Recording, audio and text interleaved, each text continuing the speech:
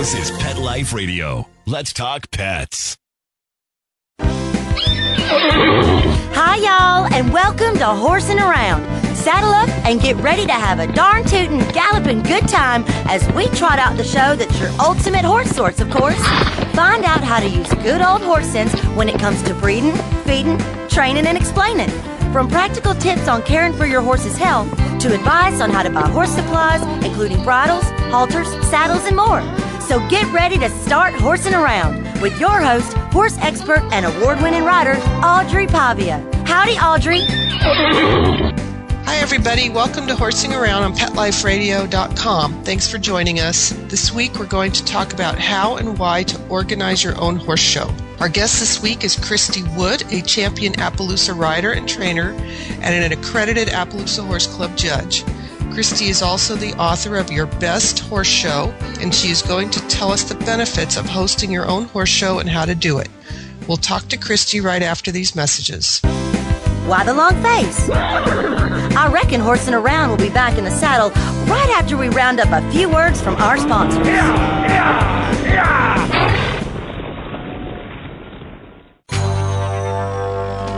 It's DesignerPetSweaters.com. Hand-knitted designer sweaters for your precious pup or cool cat. Beautiful couture patterns for your pets, including custom-knitted formal wear, casual wear, yachting, and even sports-themed. Many designer pet sweaters include feathered tammy hats, top hats, and a lot of sparkle. Each sweater includes leg loops, front paw sleeves, and leash opening. Visit DesignerPetSweaters.com to order your four-legged fashions today. Your pets will stay warm for the winter and be runway ready. Large or small, we fit them all. DesignerPetSweaters.com.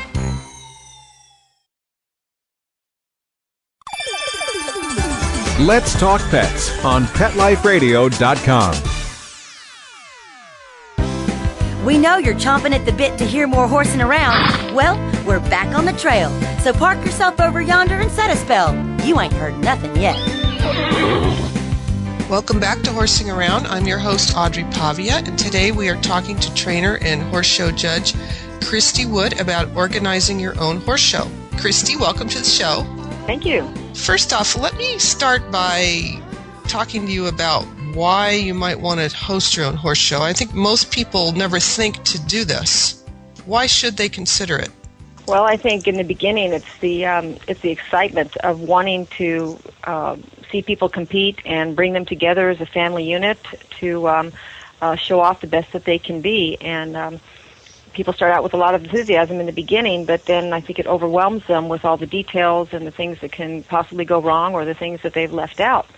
And my book is designed to help them organize a show and make their job a lot easier and a lot more fun. So are we talking about schooling shows or like accredited breed shows? What types of shows are you dealing with? Well, my book covers everything. It really is for the entry-level person, and I'll say entry-level shows would be schooling shows because they're more informal.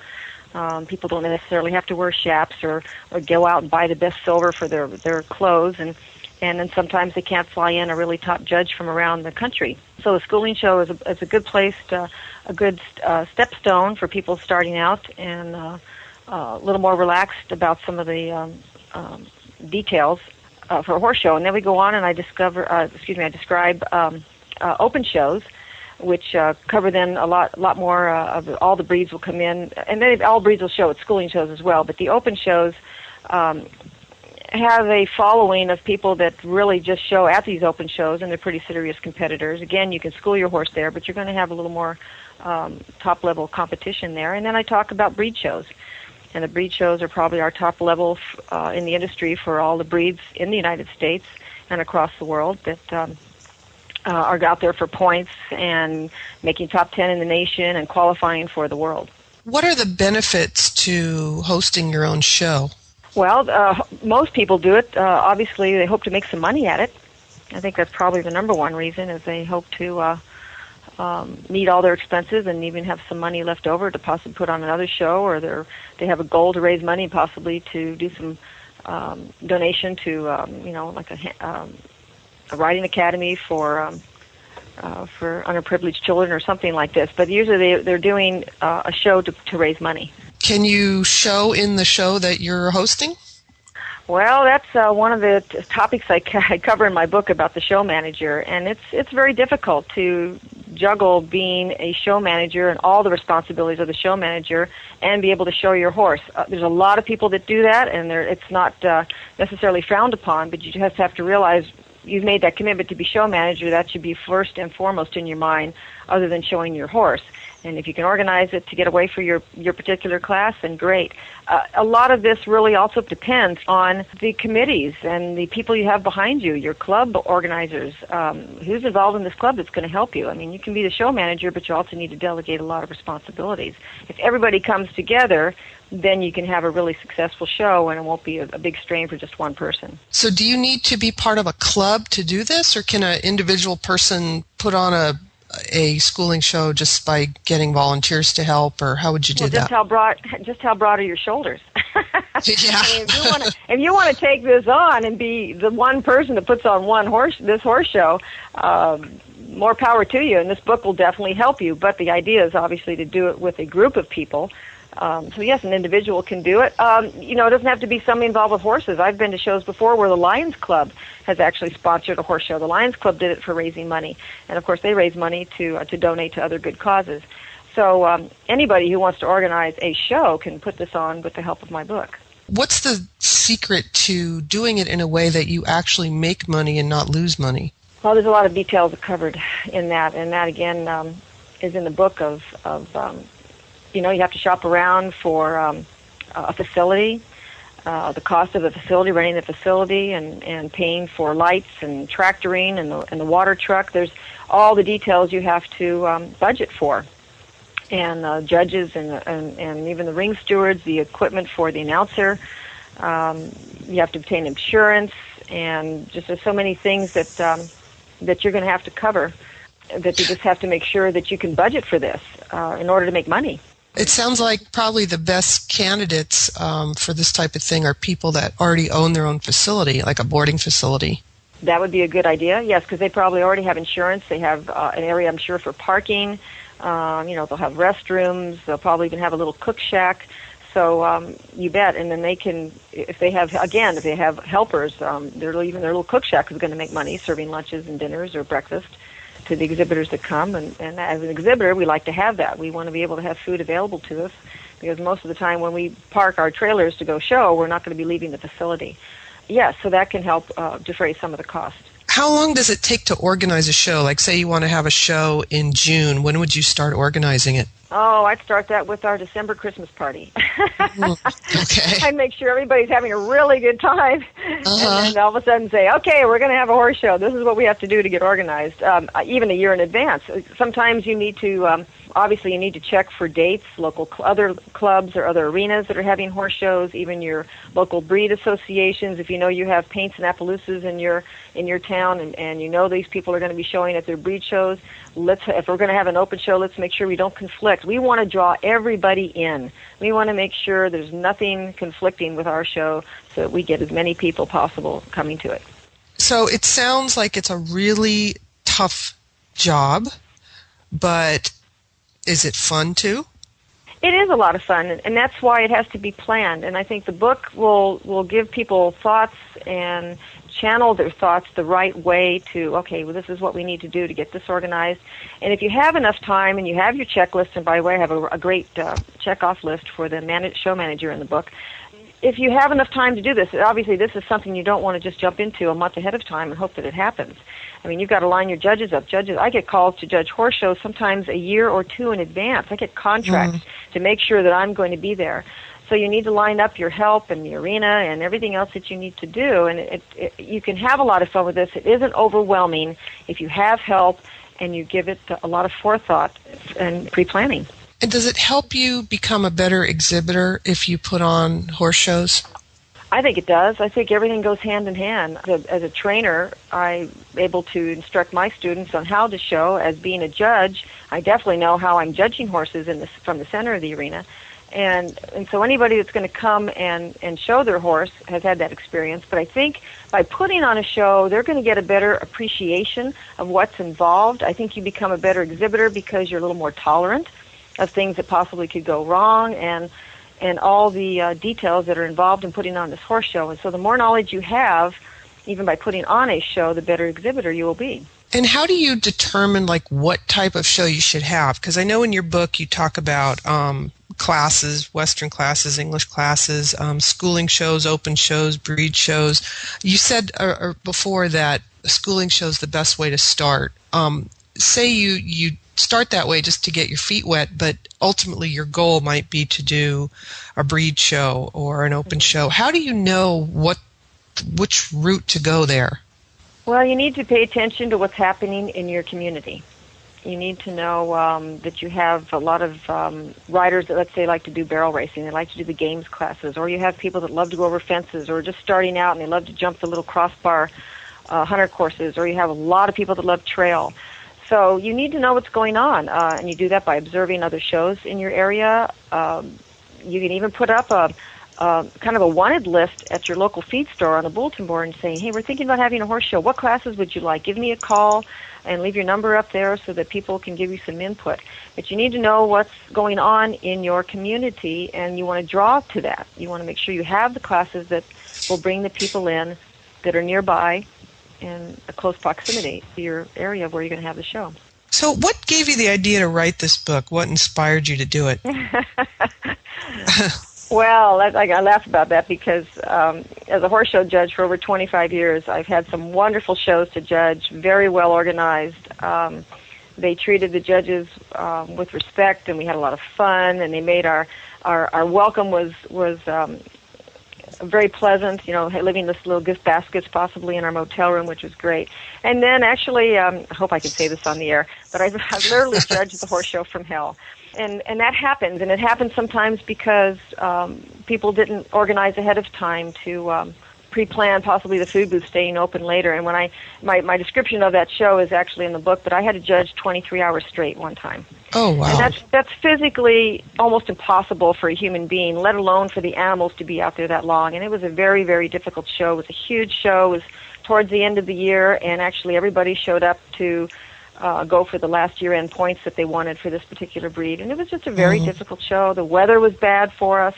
And, I hadn't had anything to eat since 9 o'clock that evening. And I had to work until 6 a.m. the next morning. Oh, wow. So it was tough. The whole elements were really, really tough. And they did a lot of things correct at that show, but there were some things that didn't quite go right. And you just need a lot of pre-planning, and you need these things to happen. And I thought, I need, and that was a large breed show that was doing that. But I've also been to so many smaller shows and smaller groups or shows that local clubs want to put on, and bless their heart, they want to do this, but they really need some guidance. And that's where they really have a lot of pitfalls, and they have problems and difficulties. And I end up not only judging the horse show, but I almost literally manage it, because I have to organize the arena, I have to organize what's happening outside the arena in order for things to go smoothly. And I thought, I need a handbook. I would love to tell people and help them know how to put on a horse show so it's a lot more fun for everybody. What are the common mistakes that people make? Like, what did they do wrong that in that one show you described that ended up making it so unbearable? Well, I think the biggest problem with that one is they really didn't anticipate how many people were going to show up, and time management might have been a little better. I think we didn't realize how late it was going to go in the evening, so earlier in the day there were more breaks that were taken. Your judges if they know that you've got so many entries and we have so many classes we have to judge in a day, they're actually willing to take a shorter lunch break and just kind of work straight through, taking quick, short little bathroom breaks. But you just keep on trying to move everybody along. And then, of course, the bad thing was that the normal folks that weren't going to show in the classes that we were judging that late in the evening, everybody went home, everybody went to bed, they closed the food booth down. There was nobody around to take care of us. I remember I was actually sharing a horse blanket with another judge just so we could stay warm. It was so cold. I really got very close to hypothermia and no food available. I mean, you need to at least keep pumping coffee into those judges so our eyelids stay open so we can see those classes and get them judged. Send somebody to the 7-Eleven to pick up a sandwich or something. Yes, exactly. Gosh. Exactly. And, it speaks to your professionalism that you didn't walk off. Well, I wouldn't do that ever. I wouldn't ever do that as a judge. I'm there to judge, and I love judging, and I'm there to do my job and to pick that best champion. And even if I'm getting a little giddy and getting frozen at 4 a.m. in the morning, I'm still going to pick that. I'm going to find a champion, by gosh. Nothing's going to stop me from judging that horse show. That's just a determination. Yeah, I don't know. I don't know that everybody would have done that, but well, we managed and we got through it. But I've been to so many schooling shows and open shows too. And again, it's wonderful that they want to do this. But I show up and an announcer doesn't have a clue of how to announce a horse show or even get people in the gate. There's no gate person. There's no a class sheet, so we know how many exhibitors we're looking for, and everybody will stand around waiting for people to show up. And as an exhibitor, see, again, the exhibitor needs to know that you can get a 1-minute gate call on a class, and you better be there. If you want to show in your classes, be at that arena, even be there a little early, be close to the gate so that you can hear the announcer, and you can be there. Nobody wants to sit around and have to wait for you, and make sure you've got your back number on, and it's just, it was interesting. A couple of weeks ago, I judged a horse show that had some difficulties with that. And so anyway, it's wonderful to help them and give them that guideline, but now I have a book. I can actually hand them the book and say, here, I think you need this, or here, I think you'll benefit from this. Right, I don't want to stuff it down anybody's throat. It's a suggestion, but it's now in the written word, and this will really help people. I think they'll get a lot out of it. Yeah. Well, we're going to go for a break. We'll be back in a minute, and we'll talk to Christy more about putting on a horse show. Why the long face? I reckon Horsing Around will be back in the saddle right after we round up a few words from our sponsors.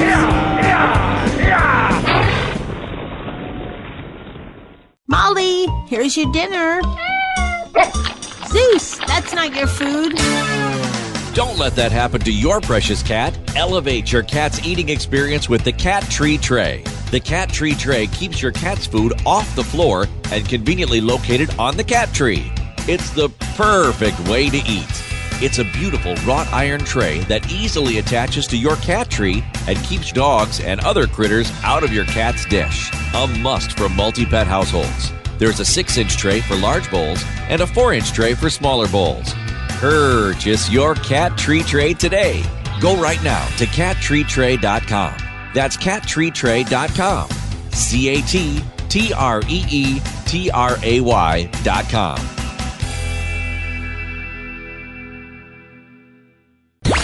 Let's talk pets Let's talk pets on Pet Life Radio. Pet Life Radio. PetLifeRadio.com.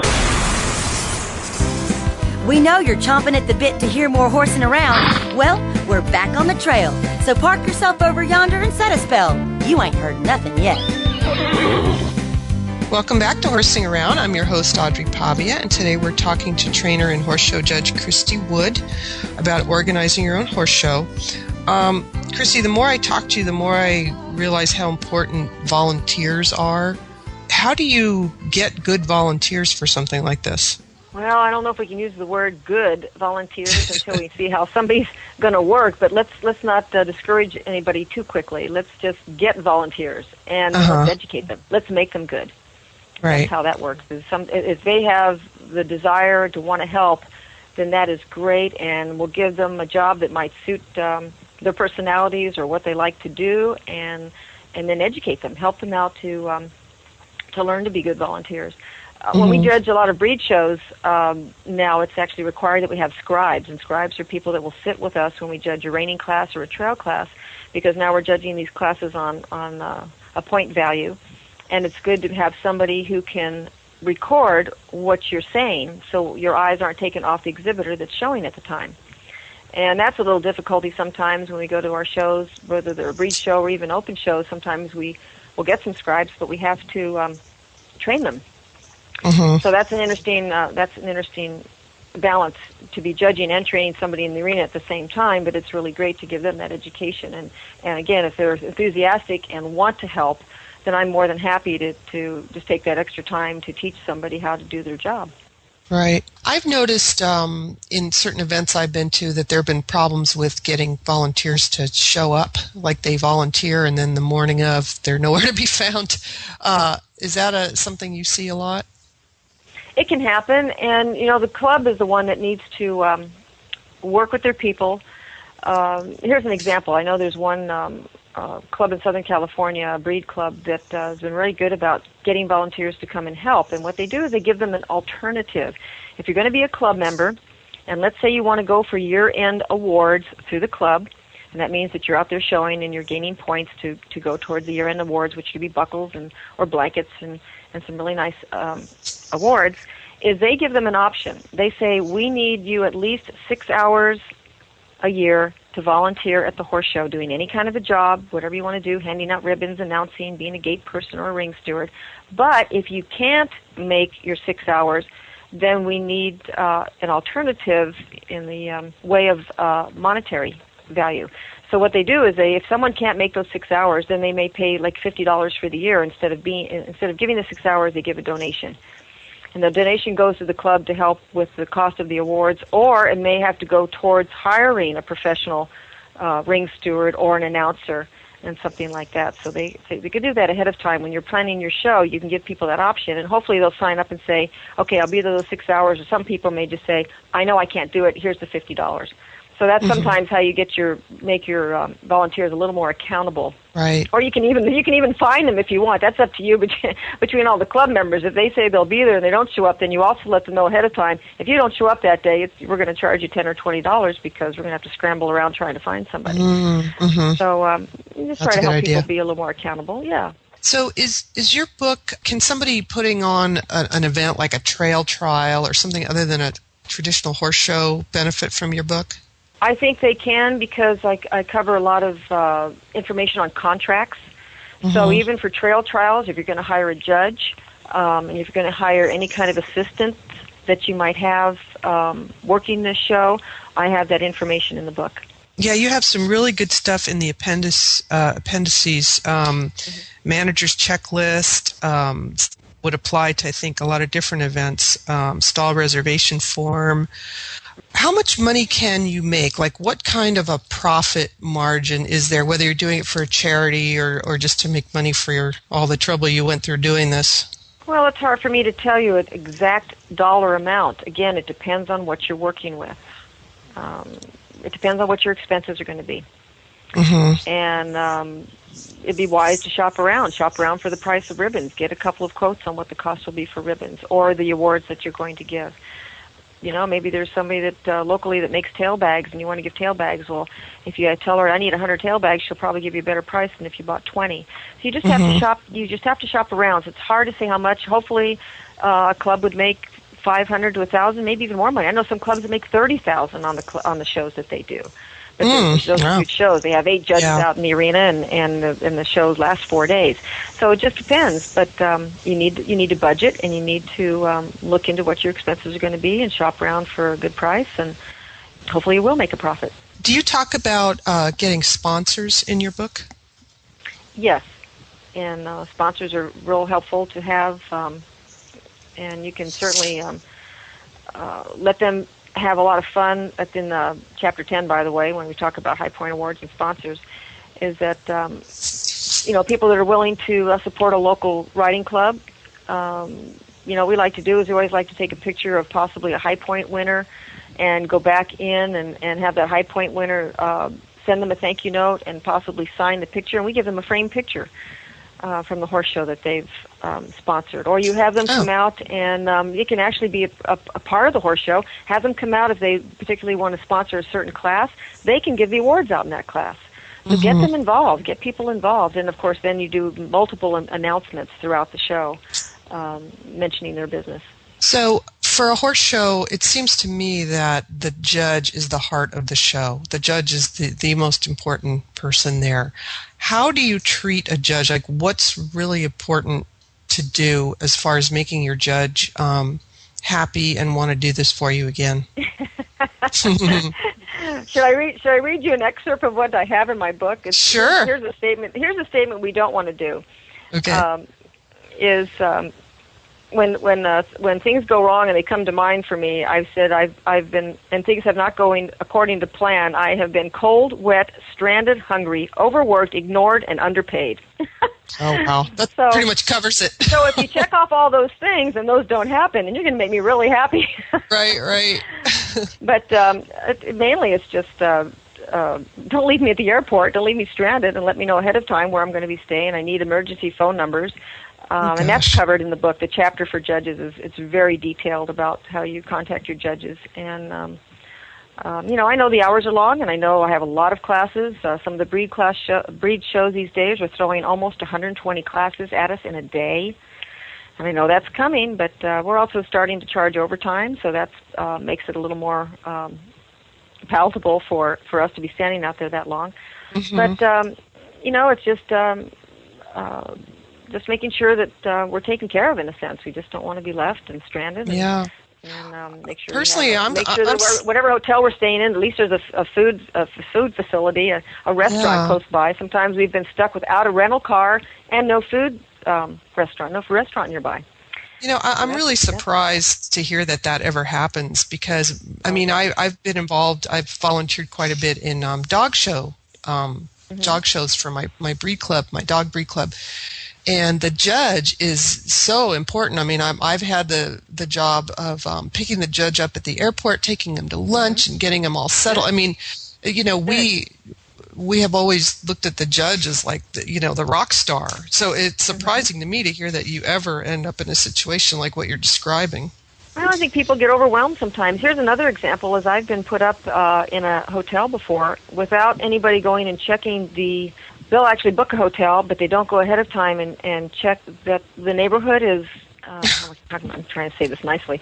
It's not a bad neighborhood. Yeah. Yeah, that's right. That it's safe. And have you checked to see the quality of the hotel? I've had to check myself out of 2 hotels in my 25-year career of judging. I've had to check myself out twice and go someplace else because I actually felt in danger. So those things are just something you have to think about. That's nice to go look. I want to make sure if I was going to stay in a hotel, I want to make sure I'm in a nice, comfortable, clean place. I don't want to go and when all the bedspreads have cigarette marks on them and the carpet's dirty, or you see 6-legged, 8-legged critters running across the floor. I wouldn't want that, and I certainly wouldn't want to put somebody that I'm having come in from out of state and have to stay there for 3 days while they're judging my horse show. I want them to be comfortable. I want them to be happy because we, as judges, also we write reviews on our horse show on the committee.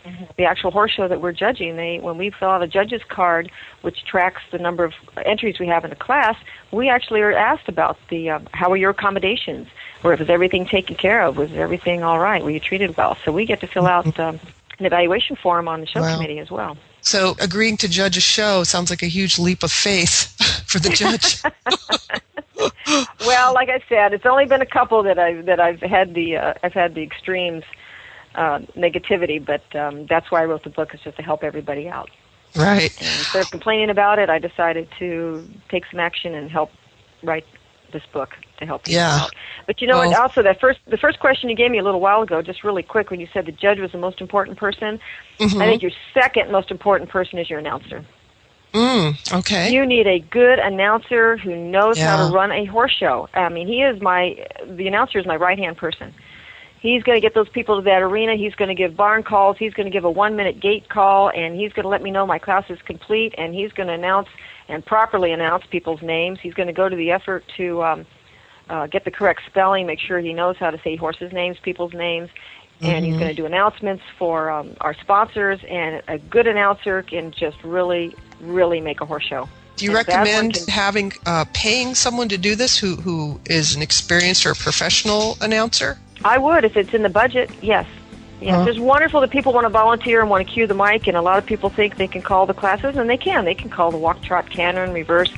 But you know what? Personality has a lot to do with it. Again, getting along with people and moving this horse show and knowing all the details of a horse show. I've worked with some really top-notch announcers, and one of them happens to be Steve Wood, who resides at Three Rivers here with me. And he's got the same last name as you. Yeah, how about that? and he's done world shows and he's done open shows. He's done schooling shows and he's done all breed shows. And it's not just him, but there are several other announcers that I've worked with too that just really, really help this show move along. It's really, really critical. So yes, I think that's good money, very well spent to have a good top-notch announcer. Okay, well that's great. Unfortunately, that's all the time we have for today. Thank you, Christy, for being my guest this week. Oh, thank you so much for allowing me to talk about my book. well, we're happy to have you, and I want to encourage everybody to take a look at the episode notes page on the Horsing Around website for a link to Christy's website, and for more information on her book. You can get it from her website, or you can order it on Amazon.com. And again, the name of the book is Your Best Horse Show. If you have any questions, for managers and exhibitors. Okay, Don't forget the subtitle. That's the whole thing. If you have any questions or comments about Horsing Around or today's show, please email me at audrey@petliferadio.com. Until next time, happy trails. Stop what you're doing and start horsing around. Every week on Pet Life Radio, horse expert and award-winning writer Audrey will be trotting out great tips on feeding, breeding, and more on everything equestrian. So set a spell and say hey to Audrey and get ready for a darn tootin' galloping good time. Every week on Horsing Around, on demand, only on PetLifeRadio.com.